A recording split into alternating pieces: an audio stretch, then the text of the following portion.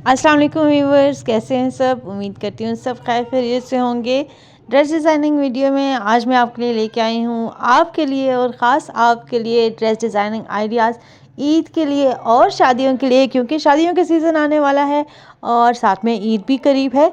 तो उसी मुनासबत से मैं आपके लिए लेके आई हूँ प्यारे प्यारे खूबसूरत से ड्रेस डिज़ाइनिंग आइडियाज़, क्योंकि ईद बहुत करीब है और साथ में ईद के साथ इसके साथ ईद की शॉपिंग के साथ साथ हम लोगों ने करनी है शादी की शॉपिंग्स भी, क्योंकि शादी का भी सीज़न ईद के फ़ौरन बाद शुरू होने वाला है और यही कुछ हमारे पास दिन रह गए हैं कि हम लोग अपनी ईद और शादी की शॉपिंग साथ साथ करें।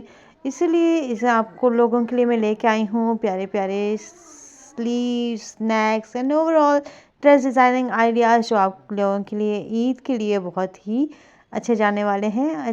प्यारे प्यारे डिज़ाइनिंग आइडियाज़ हैं, यहाँ पे आप देख सकते हैं, और जो एंड पे हैं वो तो बहुत ही खूबसूरत है। बहुत सारे ड्रेस डिज़ाइनिंग आइडियाज़ हैं, आप लोगों ने एंड तक देखने हैं और कोई भी स्किप नहीं करना। सब एक से बढ़कर एक और खूबसूरत डिज़ाइनिंग आइडियाज़ हैं।